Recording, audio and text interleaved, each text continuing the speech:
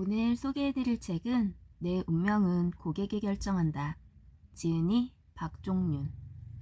돈을 못 버는 것인가 안 버는 것인가. 돈 이야기를 하려고 합니다. 먼저 한 가지 인정하고 넘어갑시다. 우리는 TV에 나오는 자연인처럼 삶 속에 움막 짓고 혼자 살기를 선택한 것도 아니고 종교인들처럼 모든 것을 내려놓고 평생을 섬김과 희생으로 살겠다고 하지도 않았으며 돈을 벌어야 원하는 삶을 살 수 있는 자본주의의 사회에 살아가고 있습니다. 솔직히 분명하게 인정해 주세요. 습성이 우리 대부분을 돈과 더 멀어지게 만듭니다. 그러니 우리가 어떤 사회에 살고 있으며 무엇을 원하는지부터 분명하게 자각해야 합니다. 내 돈이 아니면 내 돈이 아니다. 흔히 돈을 못 번다는 표현을 합니다. 이것은 사실 무언가 혹은 누군가가 내가 돈 버는 것을 막는다는 의미입니다. 못 번다는 불가항력을 뜻하니까요. 그럼 도대체 무엇이 누가 나의 돈을 벌기를 막는 걸까요? 누가 내가 돈 버는 것을 방해하고 있는 걸까요? 이 질문에는 많은 답이 있을 수 있지만 사실 가장 중요한 답은 정해져 있습니다. 그 방해꾼 중 가장 강력한 존재는 바로 자기 자신이기 때문이죠. 그리고 그 이유는 돈의 성질과 벌이의 구조를 알아내면 쉽게 납득이 될 겁니다. 먼저 돈의 성질은 단순합니다. 생명이 없는 물건이기에 파악하기도 쉽죠. 돈은 그냥 가치 교환의 수단입니다. 그리고 혼자서 움직일 수 없습니다. 반드시 사람의 의지가 작용해야만 이동할 수 있습니다. 그러니 돈의 성질이 아니라 사실 인간이 돈을 쓰는 이유와 동기에 집중하는 게 맞습니다. 그리고 그 속에서 소비나 축적, 벌이의 구조도 알 수 있게 되는데 그중 벌이에 대해 집중해 보겠습니다. 벌다. 일을 하여 돈 따위를 얻거나 모으다. 국어사전에 나오는 뜻풀입니다. 우리는 두 단어에 집중해야 합니다. 일이라는 단어와 얻다는 단어입니다. 돈은 누군가에게 그가 원하고 필요로 하는 일을 해주고 얻는 것입니다. 왜 얻는다는 표현을 쓰냐면 내가 일을 해주어도 상대가 배째라는 식으로 나오면 받을 수 없는 것이 돈이기 때문입니다.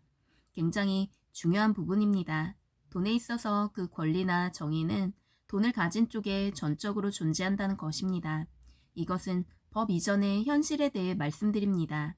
때문에 나에게 오지 않는 돈 중에 내 것은 없습니다. 그러니까 기억하세요. 받기로 한 돈이나 받을 돈이나 받아야 되는 돈은 내 돈이 아닙니다. 내 주머니에 들어오지도 않은 그런 돈들을 내 돈이라 생각하는 것이 바로 돈을 못 번다라고 말하는 자신을 만드는 방법입니다. 여기까지 읽은 소감이 어떠신가요? 혹시 싱겁거나 별것 아닌 것 같으신가요? 그렇다면 돈에 대해 이런 식으로 진지하게 생각해 본 적이 있는지 묻겠습니다. 사랑과 전쟁에 공통점이 있습니다.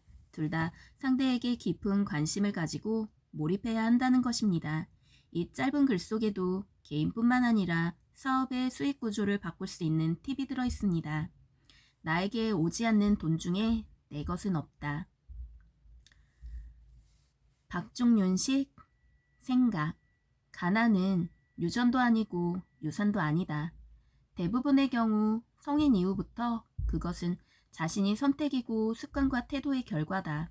그러니 억울하다고 하지 마라. 혹시 억울할만 하더라도 억울하다고 울고 한탄해도 바뀌는 건 없으니까. 그냥 새로운 기준으로 선택하고 새로운 습관을 가지려고 노력해야 한다. 아니, 거기에 모든 것을 걸어야 한다. 그러기 위해서 먼저 태도부터 기억하라. 안 써서 아끼고 모으고 버는 게 아니다. 벌어서 안 쓰고 아끼고 모으는 것이지. 버는 체질부터 만들어야지. 안 쓰는 체질 백날 만들어봤자 안 써도 될 만큼이 없는데 무엇을 모을 수 있겠는가? 바꿔야 한다. 지금 당신이 마주하는 돈에 대한 현실이 지금까지 가지고 있던 생각과 관점의 결과다. 그러니 변화가 필요하다. 돈을 못 버는 것이 맞는가? 혹시 안 버는 것은 아닌가? 돈을 밀어내는 체질과 끌어당기는 체질. 지인의 이야기입니다. 어느 날 동생이 남자친구에게 강아지를 선물받아 집에 들였답니다. 다른 식구들은 모두 동물을 좋아해 환호성을 지르며 환영하는데 워낙 동물이 털 날리는 걸 싫어해 마음속으로 그 상황을 몹시 못마땅하게 여겼답니다. 하지만 식구들이 모두 좋아하니 반대할 수 없어 그냥 강아지의 존재 자체를 무시했다더군요. 마음속으로는 강아지가 싫지만 그냥 내색하지 않고 대신 식구들에게 강아지를 자기 방에 들어오지만 않게 해달라고 부탁을 했다고 합니다. 그런데 시간이 지나면서 이상한 일이 일어납니다. 그 강아지가 자꾸 본인 방 앞에서만 볼일을 보는 거죠. 결국 강아지 훈련 전문가에게 상담을 했더니 이렇게 말했다고 합니다. 사람처럼 강아지도 겉으로 내색하진 않는다고 해도 상대가 날 싫어하는지 아닌지를 느낄 수 있습니다. 이 이야기는 저에게 참 많은 깨달음을 주었습니다. 논리적으로 이유를 모르겠는 어떤 상황들 중 상당수가 바로 이처럼 감정적인 부분 때문에 발생하는 경우가 많다는 것을 알게 되었죠.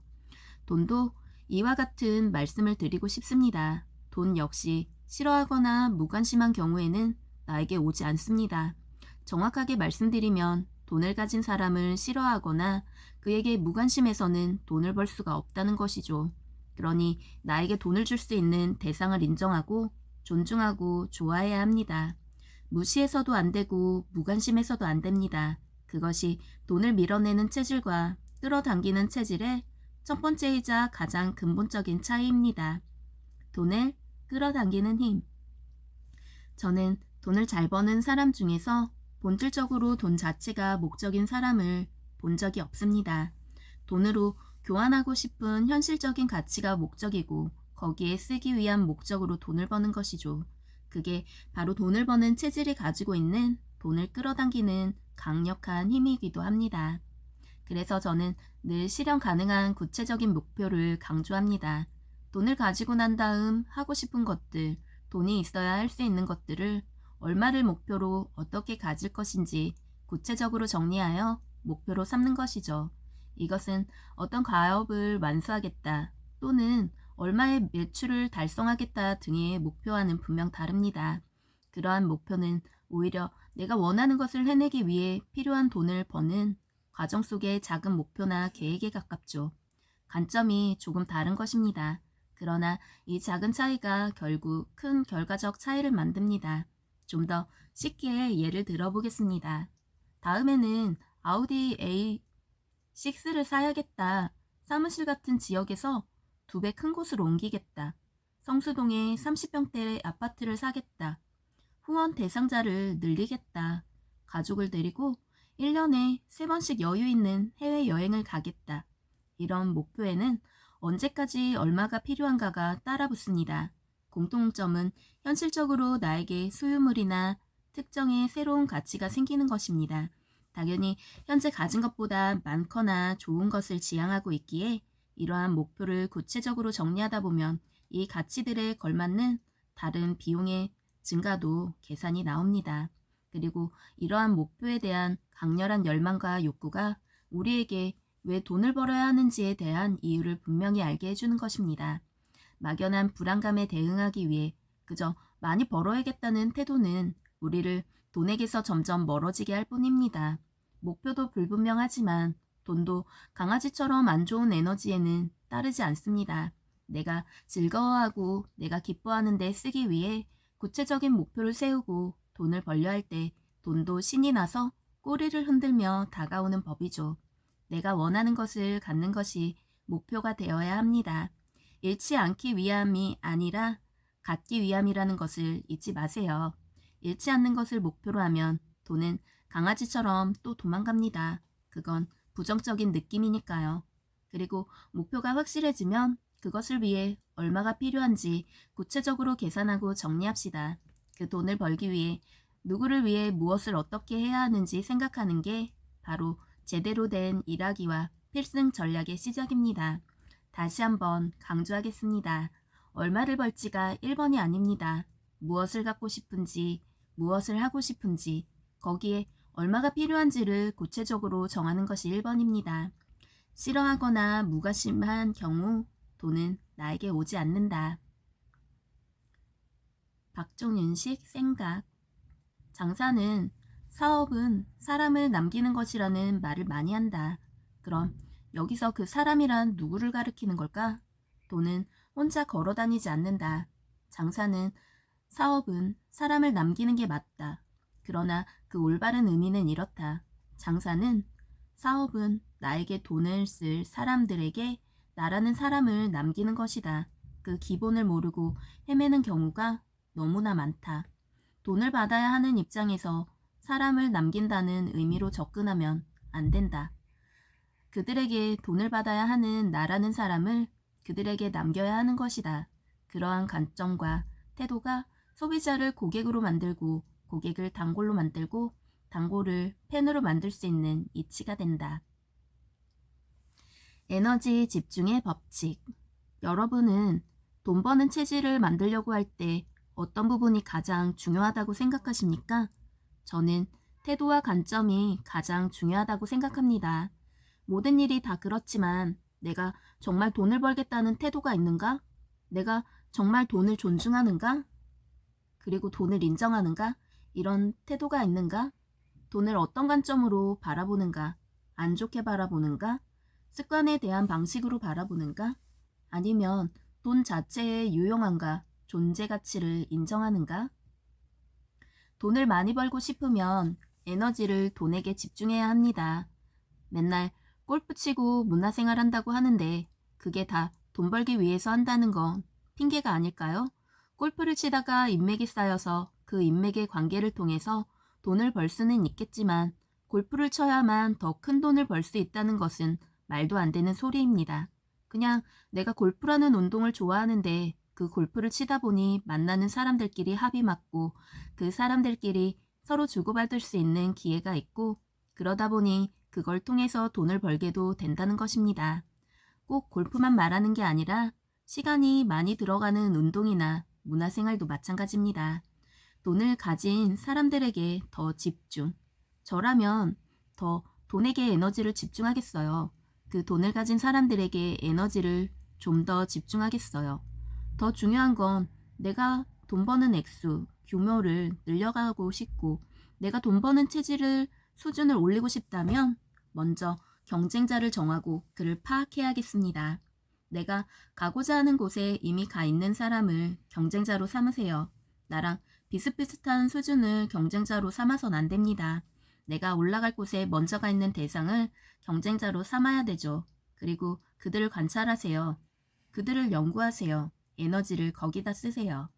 에너지는 그렇게 상향으로 가는데 써야 되는 거지 에너지를 아래로 내려가거나 평균을 지키려는 데 쓰면 그게 바로 기업의 정체이고 하락입니다.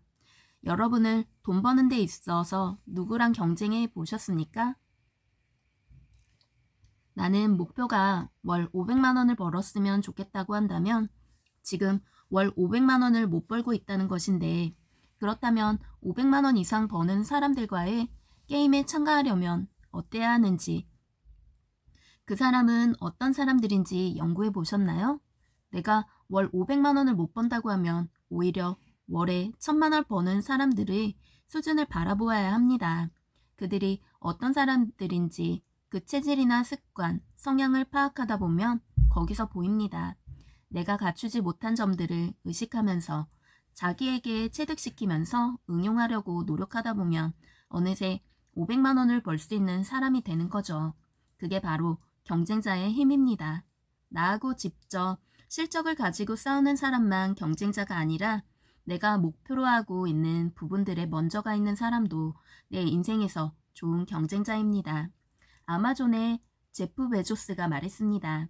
우리의 경쟁자들이 우리를 이기려고 우리를 의식하고 우리를 바라볼 때 우리는 우리의 고객만 바라봤다. 그래서 우리는 이길 수밖에 없다.